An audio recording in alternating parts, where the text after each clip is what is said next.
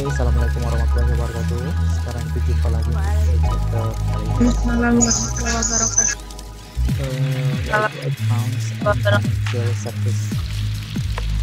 Oke, kita review terlebih dahulu pertemuan sebelumnya. Kita sudah masuk ke manajemen proses, human capital management and IT, human resource aspect sampai ke SRM software. Nah, kemarin pada manajemen proses itu sudah kita kenal. Proses itu melibatkan 5 kegiatan, mulai dari planning, organizing, staffing, leading sampai controlling. Itu versi dashboard tahun 2017. Nah, kemudian kita juga sudah dikenalkan dengan human capital. Jadi sekarang sudah ada pergeseran walaupun kontennya relatif sama ya, tetapi ada pergeseran istilah yaitu dari human resource ke human capital, di mana pada era sekarang ini termasuk knowledge society tidak lagi hanya terdiri dari land, money, dan labor, tapi ada tambahan knowledge ya.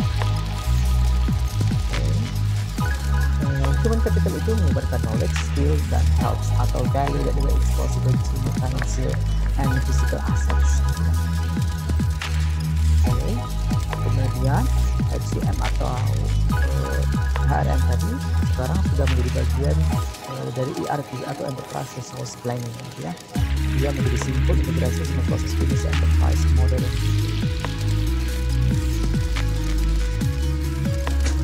Sedangkan pada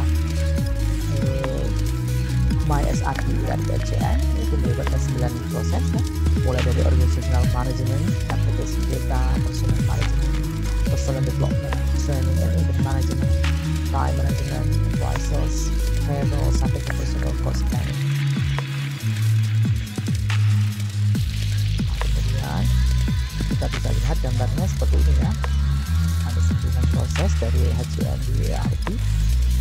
Kemudian kita juga sudah kemarin mengenal sejumlah HRM software, mulai dari Bamboo, HR, Click24, Leda, Plastin, Dojo, GoCo, Homebase, and Locker, ISSM, Yoremi, Orange CRM, OD, Triple HR, Simply to Go, Zemetic, sampai ke Software People.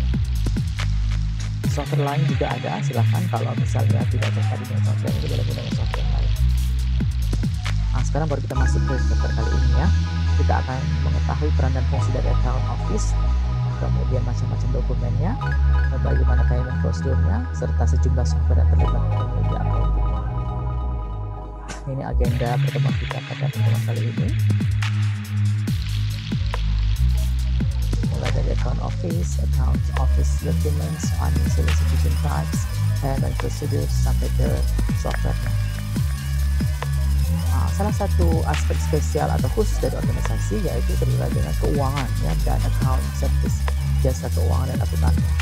Account and service capital flow in the person, jadi dia melayani arus kapitalnya.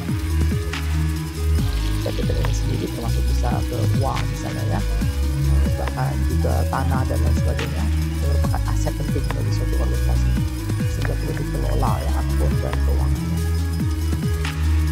Sekarang baru kita masuk ke yang awal ya, peranan dan fungsi dari kantor account yang ada di suatu organisasinya.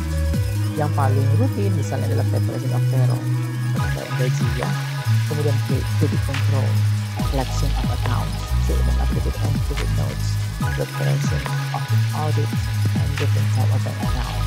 For example, katanya ada current saving and fixed deposit. Jadi secara standar ini kegiatan mereka memang sangat terkait dengan keuangan dan akun-akun. Oke, sekarang baru masuk ke accounting clerk. Accounting clerk is a member of the company's accounting department. Nah, jadi ada orang namanya clerk, dia masuk di accounting department ya, bertugas untuk apa? Existing with clerical and administrative tasks. Jadi tugas dia melayani aktivitas clerical dan administrasi. In general, an accounting clerk is the organizing office tasks that involve reporting, bookkeeping, research, as well as the resolution of difficulties related to any other tasks he or she perform. Nah, itu tugasnya memang sangat terkait dengan reporting, bookkeeping, sampai research ya. Apa aja tugasnya dari clerk di account office ini?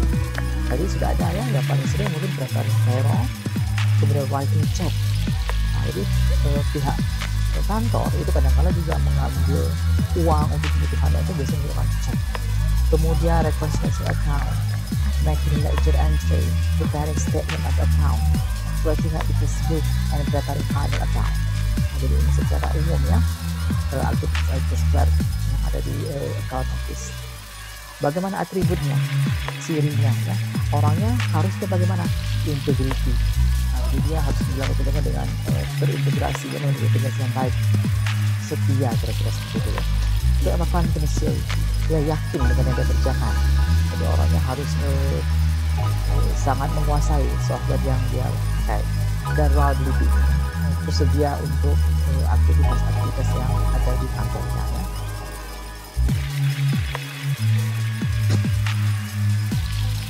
Apa aja persyaratannya dari si accountant ini ya.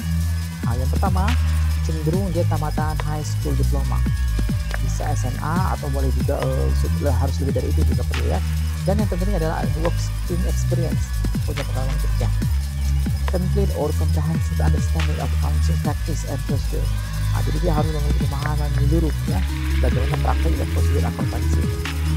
Ability to act responsibly and execute the process sensitive financial information. Ya, jadi kalau ada informasi keuangan itu tidak boleh disebarkan, baik keuangan pribadi atau apalagi keuangan kantor ya. Solid communication skill, the proficiency speaking and writing. Itu harus jelas dalam mengucapkan dan menulis. Jadi terkait apalagi informasi keuangannya ya. Computer literacy. Trend sekarang clerk person itu harus memiliki computer literasi, karena hampir seluruh proses akuntansi dan keuangan itu menggunakan software program. Strong people skill, apply interpersonal, criminal, and working with other people as well as customer and product. Jadi orangnya memang harus berpendirian teguh ya, tetapi dia harus berdampak sopan dan profesional, terutama kalau bekerja dengan perusahaan lain atau dengan customer atau tim kerja dan tempat lainnya. The willingness and ability to comply with local, state, and regular financial regulation as well as regulation established by the government itself. Jadi orangnya harus mau membantu dan mampu ya untuk meng-comply ya peraturan-peraturan yang ada di setiap baik lokal, baik di provinsi, bahkan ke peraturan negara ya, termasuk juga peraturan perusahaan itu sendiri. Dia harus mengerti dengan baik. Nah, komponennya apa saja dokumen yang ada di account office ini ya? Yang pertama adalah payslip or payroll, kemudian currency memorandum, kemudian juga debit and credit notes ya, kemudian simple statement of account and check. Jadi ini dokumen yang lumayan sering ada di account office itu ya. Nah, ini sampel dari payroll ya. Jadi ada company name, biasanya ada alamatnya, ada salary slip, namanya ya, dan seterusnya. Dan yang terpenting lagi ada apa? Net salary-nya yang bagian bawah ya, dan dituliskan juga dengan huruf biar tidak salah di sampelnya ya. Nah, kemudian bagian ini juga terkait dengan financial institution type. Jadi dia terkait dengan sejumlah institusi keuangan lainnya ya, misalnya credit union. Jadi ini yang memang lembaga-lembaga pemberi kredit ya. Kemudian yang paling sering tentu saja commercial bank, bank komersil yang ada ya, baik swasta maupun negeri. Kemudian central bank, sesekali kadang-kadang berhubungan dengan bank sentral. Kemudian tentu melibatkan insurance company, perusahaan company ya, baik itu kesehatan, asuransi kesejahteraan atau asuransi mungkin yang terkait dengan gedungnya dan lainnya ya. Kemudian offshore institution, investment company, atau pembayar all the chains juga bisa seperti itu ya. Oke, nah selanjutnya baru payment procedure. Proses pembayaran itu juga bisa melibatkan banyak bentuk ya. Ada yang cash ini bisa juga pakai cek misalnya, atau menggunakan pembayaran berbentuk credit card, atau money order, postal order juga boleh, atau sekarang trennya electronic transfer ya, atau pakai credit transfer, atau standing offer, bank transfer, bahkan sampai letter of credit. Jadi ini aktivitas yang mereka lakukan ya. Prosedur ini juga mereka harus kuasai dengan baik. Nah, kemudian tadi ada sejumlah dokumen yang sering dipakai ya, dan yang paling sering dipakai itu adalah cek. Nah, jadi cek ini ada macam-macam bentuknya. Bisa yang pertama open check. Kemudian kalau open check berarti dia bisa diisi bebas ya, atau certified manager's check. Nah, jadi ini harus cek yang membutuhkan peran manajernya ya. Auto counter check, cross check, and post date check atau still date check. Nah, gitu ya. Oke, sekarang baru masuk ke bank statement. Bank statement ini dibuat dari pihak bank ya. Independent and integration of entry in the bank statement. Nah, bentuknya juga macam-macam. Bisa debit and credit entry, service charge, kemudian outstanding check, outstanding deposit, standing orders, credit transfers, interest paid and received, sampai ke insufficient fund or withdrawal atau kalau disingkat NSF. Nah, ya. Jadi ini macam-macam bank statement yang akan dikelola atau dikelola oleh clerk, kira-kira seperti itu ya. Nah, ini contohnya ya, bank statement. Ini ada daftar transaksinya seperti ini ya. Nah, kemudian juga ada prosedur for reconciliation. Ini juga bisa melibatkan bank statement with cashbook balance atau sebaliknya cashbook balance with bank statement. Jadi saling disinkronkan ya. Nah, kemudian ada lagi petty cash. Nah, petty cash ini uang yang ada cash dipegang di kasirnya ya, atau di pihak yang dipercaya oleh perusahaan.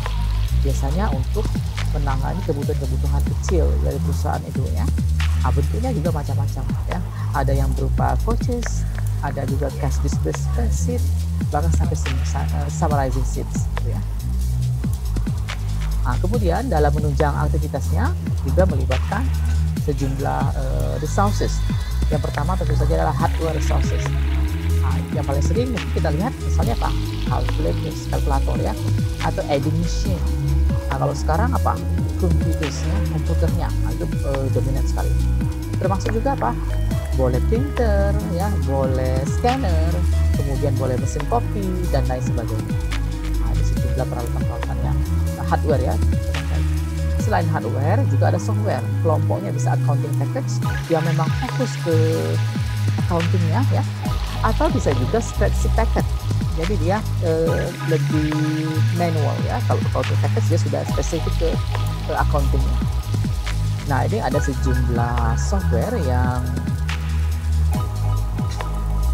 cukup populer. Nah, nanti kalian harus pelajari ya. Pilih salah satu. Ada ZipBooks, ada Money Managers, ada GenieCash, ada TurboCash, ada Wave, ada NCH Express Invoice, BP Cashbook, Invoice Expert Light Edition, Admin Stock Accounts, dan QuickFile. Ini sudah Bapak siapkan link-linknya. Nanti kamu boleh pilih salah satu. Setiap orang harus berbeda. Oke. Nah, jadi ini dapat kita simpulkan bahwa finance and accounting services handle several activity ya, in the form of some document. Nah, sama kegiatan fisik tadi diwakili oleh dokumen. Dokumennya bisa berupa payslip or payroll, currency memorandum, debit and credit notes, simple statement of account, sampai check. Ya. Nah, untuk assignment ya, kamu harus diminta mempraktekkan ya, membuat 3 transaksi menggunakan accounting software yang tadi. Jadi dari 10 software tadi kamu pilih salah satu dan kamu buat minimal 3 transaksi di sana. Nah, kamu kerjakan di Word, simpan sesuai dengan nama berikut ya. Jangan lupa setelah kode 9 ada ini kode untuk meeting kali ini ya. Kalau sudah baru di store di Dropbox, dan baru di submit di e-learning kita. Oke, ini sejumlah referensi yang terpakai pada pertemuan kali ini.